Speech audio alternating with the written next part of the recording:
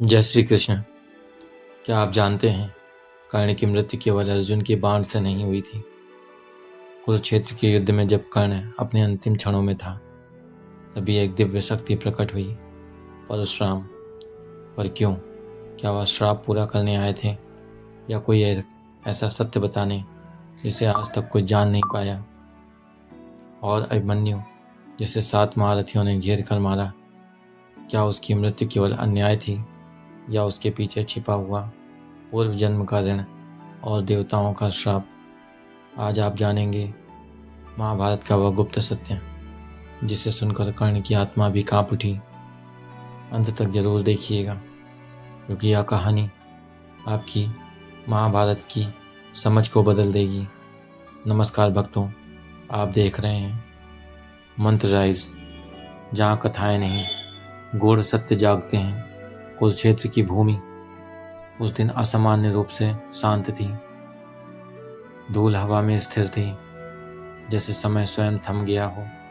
कर्ण का रथ धरती में धंस चुका था, शरीर घायल था, पर आंखों में अब भी वही तेज था।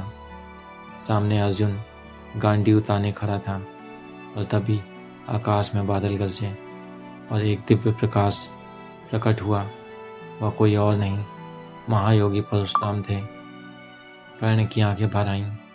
कांपते हुए सर में उसने कहा, गुरुदेव, आज आप आए हैं शिष्य को दंड देने या अंतिम सत्य बताने?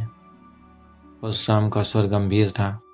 उन्होंने कहा, कर्ण, तूने ब्राह्मण बनकर मुझसे विद्या ली, असत्य का वह बीज ही तेरी नियति बना।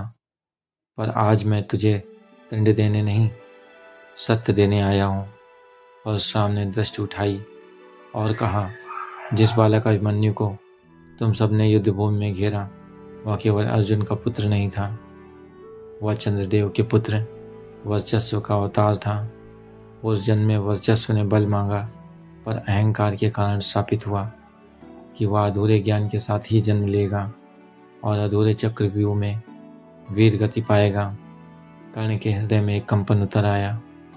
परशुराम आगे बोले, जब अभिमन्यु गर्भ में था, अर्जुन उसे चक्रव्यूह भेदन सिखा रहे थे। सुभद्रा सो गईं, ज्ञान अधूरा रह गया। यही अधूरापन उसका भाग्य बना, और फिर वह रहस्य जो किसी ने कभी स्पष्ट नहीं कहा। परशुराम ने कर्ण की ओर देखा। कर्ण, अभिमन्यु वध में तू केवल योद्धा नहीं था, तो पूर्व जन्म का ऋणी था। एक जन्म पहले तूने एक तपस्वी बालक का अपमान किया था, वही बालक इस जन्म में अभिमन्यु बना। यह युद्ध नहीं था, ऋण का भुगतान था। कर्ण के होंठ कांपने लगे, उसकी आंखों से आंसू बह निकले। तो क्या मैं उस बालक की मृत्यु का कारण बना? उसी क्षण कर्ण को समझ आया, भीष्म क्यों मौन रहे, द्रोण क्यों चुप थे, अश्वत्थामा ने दृष्टि क्यों फेर ली। वे सब जानते थे यह समय का विधान है, कर्म का चक्र है जिसे कोई रोक नहीं सकता। उधर चक्रव्यूह में घिरा अभिमन्यु जब अंतिम सांसें ले रहा था, तब उसने मन ही मन अपनी माता सुभद्रा से कहा, माँ, यह मेरी मृत्यु नहीं है, यह मेरा ऋण है जो आज पूर्ण हो रहा है। परशुराम ने अंत में श्री कृष्ण की ओर संकेत किया। कर्ण ने कृष्ण को देखा, शांत स्वर में बोला, प्रभु, यह सत्य तो कोई जान भी नहीं सकता, पर आज मेरी आत्मा हल्की हो गई है। अर्जुन का बाण चला, कर्ण वीर गति को प्राप्त हुआ, और उसी क्षण उसे मोक्ष मिला। महाभारत केवल युद्ध की कथा नहीं है, यह कर्म, ऋण और नियति की गाथा है। यहाँ हर मृत्यु के पीछे रहस्य है, और हर मौन के पीछे एक महासत्य है। अगर आप भी ऐसे ही महाभारत के चौंकाने वाले और गूढ़ रहस्यों को जानना चाहते हैं, तो वीडियो को अंत तक जरूर सुनें और शेयर करें और सब्सक्राइब करें, क्योंकि यहाँ मंत्र नहीं, महासत्य जागते हैं।